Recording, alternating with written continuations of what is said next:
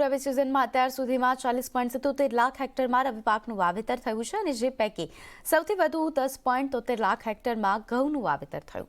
તો બીજી તરફ ગત વર્ષની સરખામણીએ જીરાના સારા ભાવ મળતા ચાલુ વર્ષે બમણું વાવેતર કરવામાં આવ્યું. ચાલુ વર્ષે રાજ્યમાં કુલ 5.30 લાખ હેક્ટર વિસ્તારમાં જીરાનું વાવેતર થયું છે. કઠોળ પાકમાં ચણાનું 5.64 લાખ હેક્ટર અને તેલીબિયા પાકમાં રાઈનું 2.64 લાખ હેક્ટર વિસ્તારમાં વાવેતર થયું છે. અત્યાર સુધીમાં 40.77 લાખ હેક્ટર વિસ્તારમાં રવિ પાકોનું વાવેતર થયું છે. સમગ્ર દેશમાં ગુજરાત જીરાના ઉત્પાદનમાં પ્રથમ ક્રમે છે.